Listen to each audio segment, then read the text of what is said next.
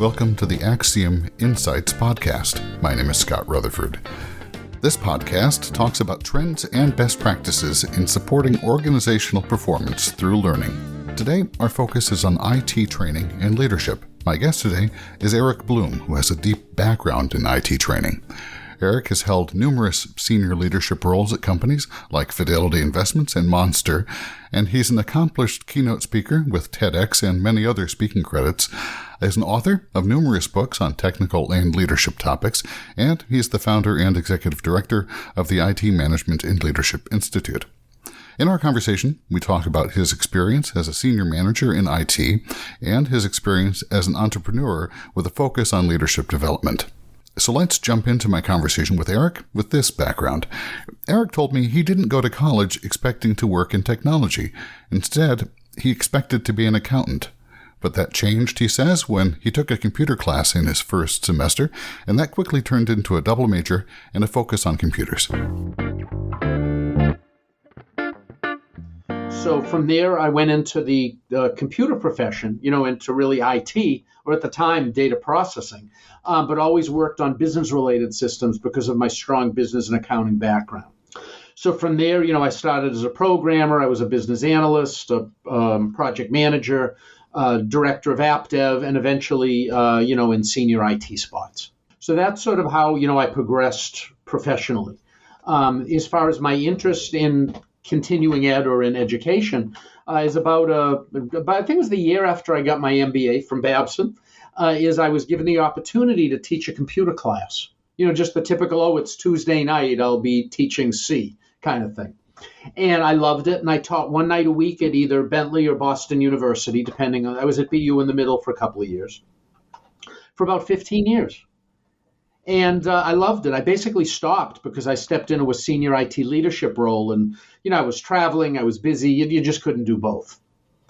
Also, to be honest, as my salary increased, the amount of money I was making as an adjunct faculty member became sort of, let me say, less and less a percentage of what my overall income was. So as you were teaching those courses at BU and Bentley, those were what programming languages? What was the course content? What happened is that, when I moved into the management roles, which was pretty early in my IT career, is I always loved being a hands-on techie. So I never really felt comfortable losing my technical skill. So as a result, what I always taught at Bentley or BU was hands-on technical classes because they made me learn the new technology. Like when C came out, I taught C. When Unix came out, I learned and taught Unix. And even though I wasn't using that in my daily job roles, is that having that sort of technical understanding and still having a technical edge was a great advantage to me as an IT manager, because I could sort of talk the talk with the people in my team. I wasn't one that said, 30 years ago when I programmed in COBOL, I could still do that. I could program in C or ASP or whatever languages it was, got a deeper understanding of technology in general. It kept me current. So as a result, I always felt that technical edge was also an advantage. Moving from that technical learning area into, and you mentioned you moved into obviously management leadership roles yourself. With that comes the exposure to the other side of management, which is not just managing the skills, but managing the people. And I'm curious how you experienced that. It's a long and sordid story. No, I'm just kidding. Is basically what happened is that also early in my career, I'd written a number of computer books, C, Pascal, actually COBOL, one or two others along the way. And then, I just sort of let it go. I did that stuff. That was something I enjoyed, but I wasn't really hands-on anymore, so it didn't make sense. But then when I moved into IT management roles, is that what did I need to do? I needed to promote people to be first and second line IT managers. So more than one of them over the years said to me, because, when I promoted them into those roles, is then I had to train them how to do it. So as a result, more than one of them over time said to me, hey, Eric, you've written a bunch of computer books, is that you should write one on management training. You're pretty good at teaching us how to perform this task. So fast forward a whole bunch of years is that first time I was laid off, given the opportunity to do new things, I had a summer off where I was applying for new positions, things like that. I wrote a book called Manager Mechanics, Tips and Advice for First-Time Managers. And then, I got another job. The book did pretty well. It was on the bookshelves. It was in Borders and Barnes and Noble and that kind of stuff. And it was fun to go in and see my book on the shelf, that kind of thing. And then I got another job and just sort of forgot about the book. Is that it wasn't. I did it sort of to do it rather than to make it a profession. So anyway, fast forward a few more years. My the publisher that I originally went with went bankrupt. I had to negotiate the copyright of the book out of bankruptcy court, that kind of thing, and it just still sat for a while. Fast forward till 2009 is during the financial meltdown. I was head of IT at at an asset management firm and was given the opportunity to do new things. So I had the adult education background from Bentley. I had a book on new manager training, effectively. So what I did was that became the basis of my company in January of 2009, under the name Manager Mechanics. I named the book after the open URL, and then I named the company after the book. So opportunistically, you worked from what you had and built on that. Yeah, makes sense. Absolutely. And why the technical bend is, look what my background was. Is that I had my most experience and, was in teaching technical people to be in a management. I could not only train them, I could coach them, and I could mentor them because I'd been in those positions myself. So that's sort of how it all came about. What I learned later as a member of National Speakers Association is they have an expression, you get rich in the niche. So by specializing in IT leadership training, what it did was it differentiated me from everybody else that did that. But at the end of the day, delegation is delegation and negotiation is negotiation, influence is influence. So I'd say even to this day, maybe 10, 15%, maybe 20, I don't think it's that high, percentage of our training is actually to non-technical audiences. What we do is we just change out the case set. For the technical audiences, one of the conversations I've been a part of in my career, having worked some years in public university on the West Coast, I had some conversations at the time with faculty and leadership in some of the technical disciplines, and one of the gaps that the university was trying to address at that time for the competitiveness of its graduates was to ensure that not only the technical skills were strong, which I don't think was ever a question, but also that the graduates were prepared to work in a business environment and collaborate and to be able to become leaders, to use what are increasingly now called the power skills or the soft skills, as we used to call them. Yeah, absolutely. In fact, I joke with people is that every class I teach, whether it's our certifications, the ITMLP or ITMLE, or our single purpose classes like leading with influence or whatnot, they could all be changed to the same title. What that title would be is what Eric Bloom should have known in his 20s, 30s, and 40s that would have saved him a lot of time and aggravation. Because I was your typical techie. I had fairly good communication skills. But as far as emotional intelligence and all those other things, that's a learned skill. And what I was taught as an undergrad, particularly with a double major, is that, those psychology classes, those communication classes, yeah, but why should I take active listening? I've been listening to people since I've been born. Why do I have to take a class in it? So what I was told to do there and became my bias was if I have the choice of taking, relational databases or, whatever the technology was, it would help me fill out my technical resume that would help me get a job. And then when I got a job, what I was told is, well, now you have to expand your skills. There's new technologies coming out. You have to stay marketable. So I continually was sort of pushed, and it was my own bias too, in fairness, to go for the technical jobs. But then what happens is you move into a managerial role. And then you realize you've had no training and no experience in this new position, which is going to be your future career. So let's talk a little about your business you founded in 2009. So you're starting a new business sort of out of the ashes of a tremendous financial disruption. Talk us through that process. Yeah. I joke about it now, but you're in corporate America for your whole career, or I was up to there. And, I'm in IT, so what did I do as the head of IT? I was supporting marketing and sales and finance and all these other areas. I thought I understood how business worked. To give you an idea of how little I knew, I thought that the middle of the recession in 2009 was a great time to start a training company. I mean, I laugh about it now, over a dozen years later. But, thank goodness I didn't know what I didn't know, or I might not have done it.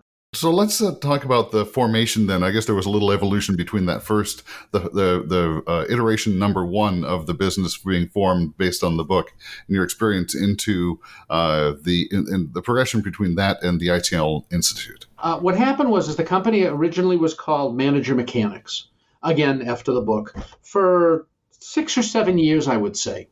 And in that process is that we had some clients of our own. A lot of our training, maybe 3/4 of it or more, was actually through companies like Axiom.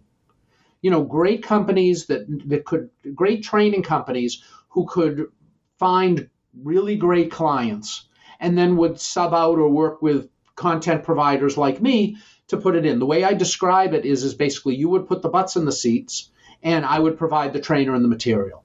As my company grew a little bit, is that initially it was always me and my materials. It's still our materials, but the thing is that it would be me or one of my trainers that would be teaching that class.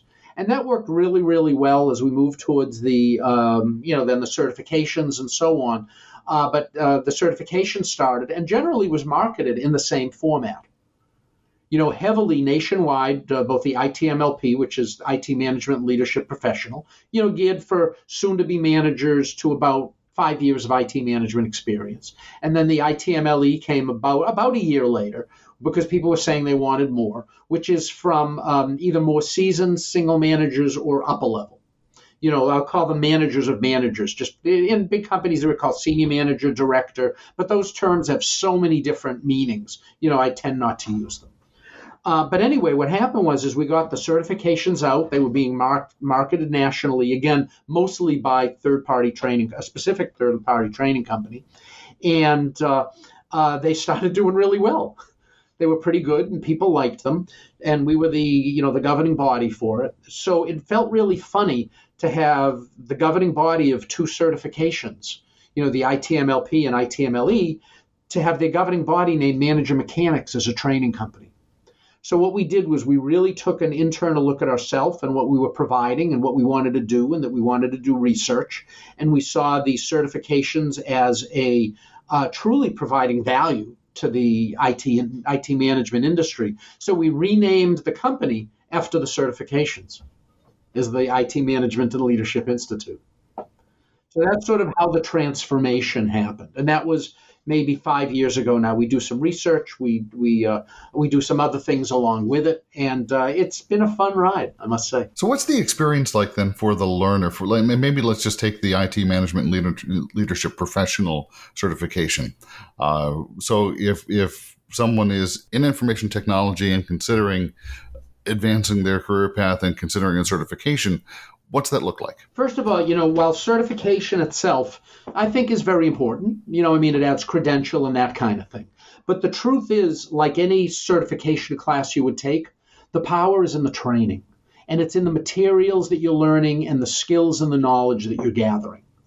So what the ITMLP is by its nature is it teaches what I like to call the business of IT. So someone becomes a first-time manager, whether it's in, IT or accounting, finance, sales, anything, you become a first-time manager. All big companies have great new manager training programs. They teach delegation, performance reviews, how salary planning works, difficult conversations, conflict resolution, that kind of stuff, that's in there. And originally we did have some of that material in there. But we learned over time is that what we really concentrate on now for the last few years is those things that are special that an IT manager needs to know. So, for example, is that in the ITMLP, and you'll hear that this is related for new managers, but IT oriented. And by the way, I always suggest talk to your HR person, talk to your internal training person, take that class, the generic one, and learn about those skills because they're of incredible importance. If you're going to be successful as an IT manager. But when we teach things, it's like life as a technical manager. What are those things How do you, how do you negotiate with one of your project stakeholders, on a number of resources, project scope and delivery date. Is that how do you influence people internally and external in IT so that your projects can not only get completed but adopted? We talk about an overview of methodologies. Not that we want, not that we're going to, be certified in them for what you're going to learn in a cross methodology class, like on a Wednesday morning as part of our 9 topics, but it talks about ITIL and waterfall and agile and lean IT, and things along that line. Because if you're an IT manager, regardless of where you are, you need to understand the business of IT and the management landscape. How do you drive innovation, and problem solving as an IT manager? How do you handle being a cost center manager?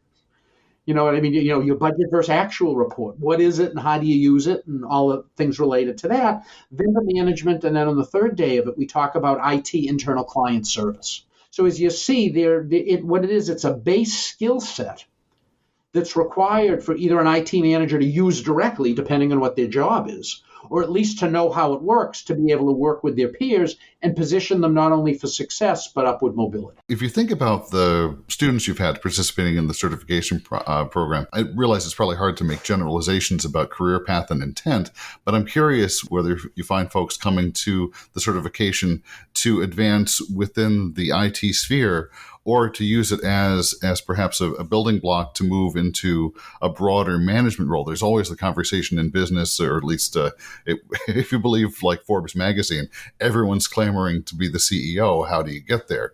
And I'm curious what your experience has been with the certification programs. Are people looking at this as a way to broaden management skills within the IT sphere, or as a springboard to COO or CEO? Well, let me say for the ITMLP, which is really first line managers, they're really trying to learn the mechanics of how to be an IT manager. So for them, I would say is where they may aspire for CIO or higher management positions. They need to learn, the mechanics, going back to an old term, the mechanics of IT, of the business of IT, of being a manager. So they're learning the business side of it. So they're not so much. It's more just sort of, what do I do? How do I grow into the role? I know how to do some of this stuff, but what actually is vendor management? Why should I care about it? The ITMLE, the more senior one, the management and leadership executive, that's more positioning people, again, for middle and senior management roles within IT, but a lot of the things that we discuss generally prepare them actually for anything in management. I will propose and I also do executive coaching in this same space.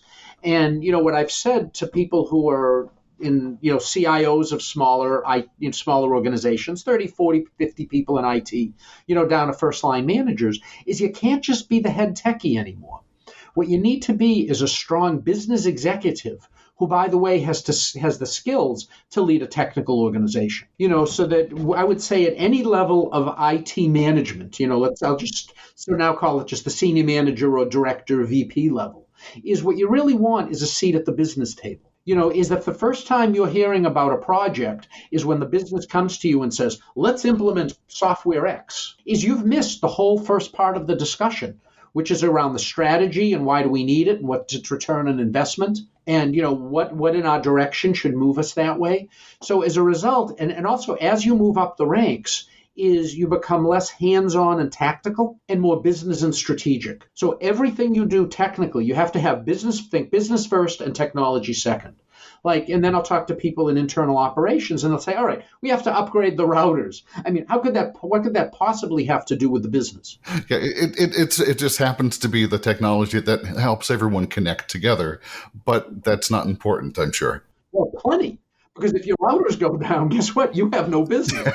So, but true. But see, exactly. But the thing is why would you upgrade the routers in the data center? Well, First of all, cybersecurity. It minimizes technical risk because newer versions of the operating systems in the routers and, other equipment of the communications equipment of that type is built from a security first perspective.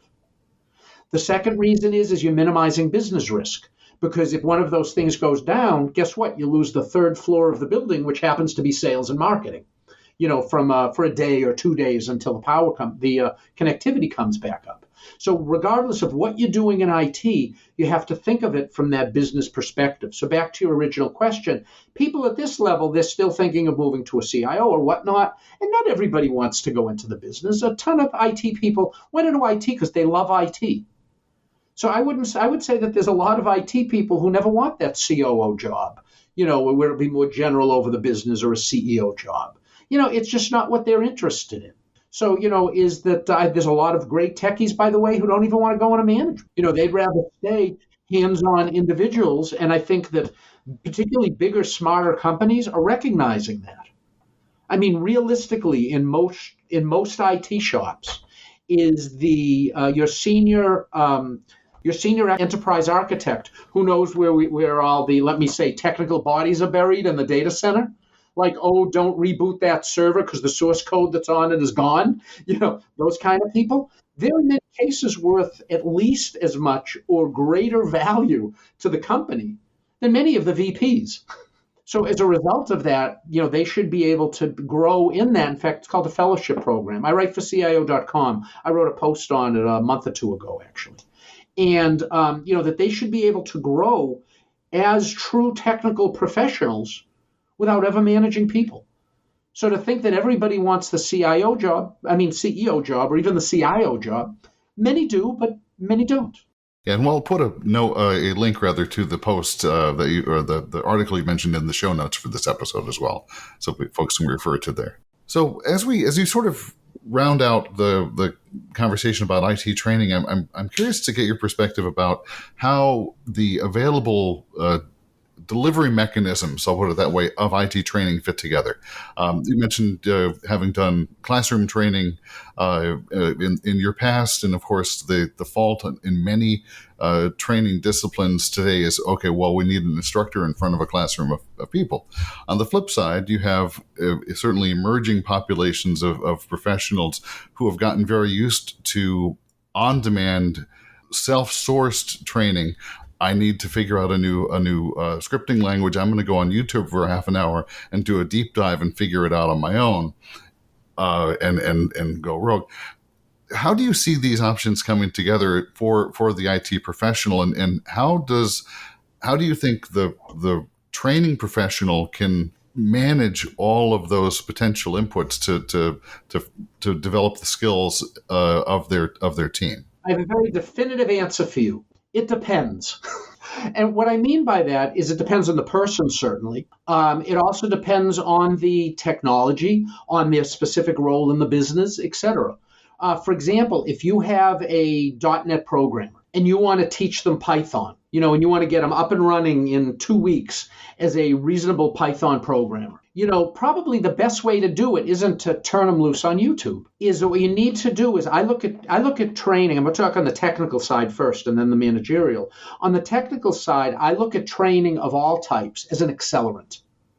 They actually say 70% of someone's work skill and knowledge comes from doing the work. But if you've ever tried to learn a technology in a vacuum on your own, it's really hard because technologies are very different. Even though at their base level, they all do the same thing. The syntax, the rules, the tricks, the naming conventions, the thing you sort of know because you've done it for 6 months or 10 years.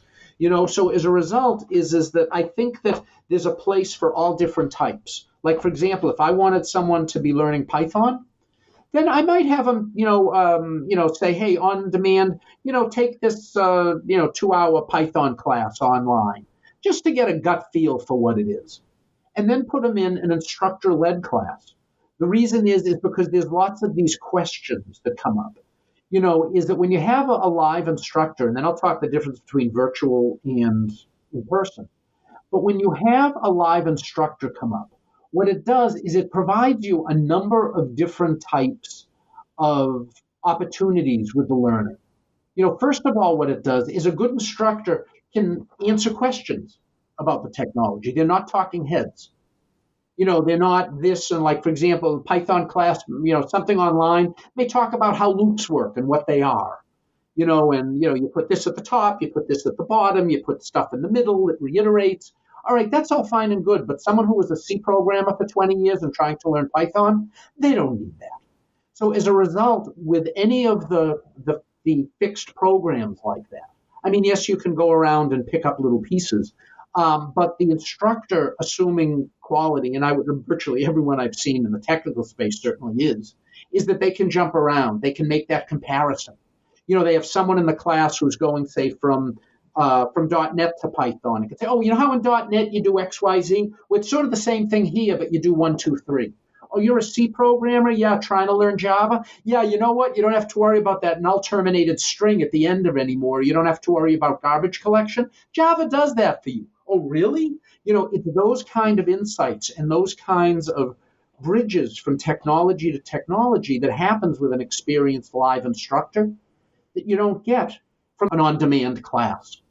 Not that they're not good. I mean, you can learn a lot from one. But where I see that on-demand is better is if you're going in for to gain a particular knowledge set from a skill set where you already have a basis. That's where, at least, as a technologist myself, is that I found that was the best way. I mean, I want to talk to somebody and I want to ask them questions. And I want to say, hey, in this one, is while when better than do while? In this, or even if they're both the same, which ones do you see when it's used by professional programmers in industry? Is there a standard? Like little things, like I can say A equals A plus, A equals A plus 1, which is an incrementer, but it says A plus plus. I mean, I know what it is, but which one do you use? And have the instructor say to you, yeah, if you put in A equals A plus 1 in, a modern program, they're going to laugh at you that you didn't use an automatic double plus incrementer. Oh, why?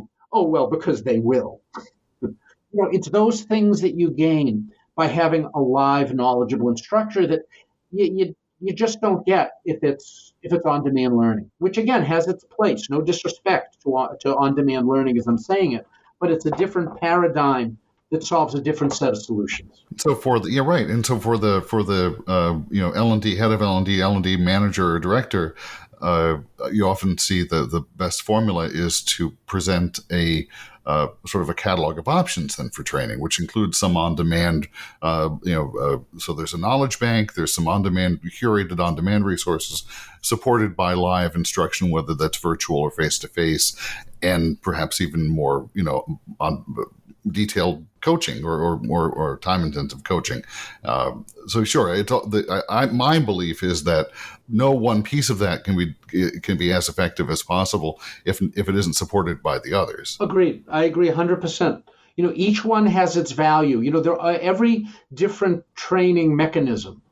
They all should be viewed as different arrows in your quiver. Some might be better for others at different times. Some people might only like demand because they want to do it at 2 a.m. and they don't want to really talk to people in a classroom. There's other people who need that interaction in order to internalize it. So I agree with you. I think that sort of the full set, whether it be on demand, in-person, lab-based, they all have their place, again, depending on the person, the skills, and the ultimate goals of where the person wants to go. So the other side of that coin is, rather than talking about the technical skills, let me briefly talk about the IT management skills. And those come from 2 different directions. First of all, you have to be able to manage people. Second of all, you have to be able to run a technical organization. And the 2 of them are different. Just like running sales, you have to know about sales quotas and different customer quartiles and things like that. Well, in IT, you have equivalent things. Like, for example, you never want to have only one person who knows how a technology works, because that maximizes your risk. And what happens if that person leaves or goes on vacation? So what I would say is that unlike technical skills, which you want to teach to the person the day before they're actually going to use it. Because it's happened to me, ask any techie what happens if you took a class 6 months ago and now you have to use it. It's gone. You got to retake the class. In fact, you'll probably be aggravated that you got to take the class and then didn't get to use it for 6 months. Leadership skills, particularly in technologists, because it's not what they went to school for, it's not the experience that they have coming in, it's a slower burn. So I think the time to take just a new manager training program is just before they're brought into management. I also think along the way, classes, I'd start with, say, emotional intelligence. That they should be taking as a senior individual contributor. Leading through influence, which by its definition says you don't have management track anymore. Because leadership, interpersonal skill stuff, is a much slower burn to internalize. You can't take a class on influence on Friday and then be an expert implementing it on Monday. The reason is you haven't had that couple of months to think about it, to practice it on your friends and family, to pick those 3 techniques that you're able to internalize. It's a different type of thing. And ultimately, if you move into the IT management ranks, when you're first promoted to manager, not only are you at risk professionally, but so is everybody who reports to you, because you're in a job that you don't have a clue how to do. At least that was the case for me, because what happens usually is the best techie becomes the manager. And as we all know from sports, the best athlete isn't necessarily a good coach. I like what you say about it being a slow burn, though, which makes sense, especially when you compare it against the feedback cycle in development. If you're writing code, you know where the error is immediately. If you're trying to become a manager, and having been a manager for some years, you don't always know where the error is until it's many months later. Yeah, well, humans don't come with reference manuals. The way that I sort of describe it is let's say that you worked for me, all right? And I walked in your office and I said, "Hey, Scott, congratulations. You're going to get a promotion, and I'm promoting you into a role that you didn't go to school for. The great job you've been doing that caused me to promote you. None of that is experience that you'll need in order to use in your new promotion. And oh, by the way, the reason that the job opened is we promoted a technical person into this role about a year ago. Oh, and they failed miserably. So anyway, welcome to IT management."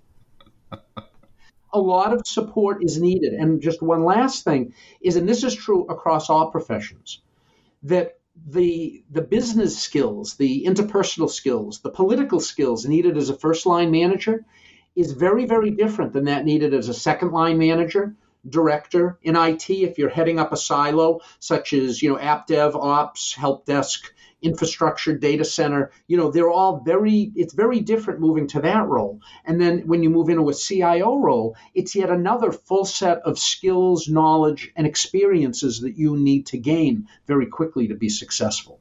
So anything that people can do by just looking at what their manager needs to know, in fact, there's a name for it, it's called level up management, is that if you understand things from your boss's perspective, when you get promoted to your boss's job, you're halfway there because you've been thinking like they think for the past 6 months or a year. All right. Good advice. And I think we'll wrap with that. I appreciate it. This has been a great conversation. A lot of fun talking to you. My pleasure. Thank you for having me on. Pleasure talking to you also. Thanks again to Eric, and we will have links to the ITML Institute, their IT certifications, and links to several of Eric's articles as well on the episode page at axiomlearningsolutions.com/podcast. This podcast is brought to you by Axiom Learning Solutions. Axiom is a learning services company. It works with learning professionals to bring together the people and resources needed to accomplish virtually any learning project. Many L&D leaders know Axiom as their virtual bench for learning professionals, either short-term or long-term, to help them move learning projects forward. That includes instructors, coaches, developers, instructional designers, LMS administrators, learning strategists, project managers, and virtually any learning role. Axiom is also a custom content and learning program development provider, working with a global network of thousands of learning professionals to help out with content development, content updates, and training program delivery, either face-to-face, virtually, or through any modality combination. And for companies looking to make strategic changes in their culture and competitiveness, the Axiom Strategy and Leadership Practice brings together solutions to build internal leadership capabilities. To learn more, contact Axiom for a no-obligation conversation about what Axiom can do to help your learning programs succeed. You can find Axiom Learning Solutions at axiomlearningsolutions.com. Click Contact Us. Thanks again for listening to the Axiom Insights podcast.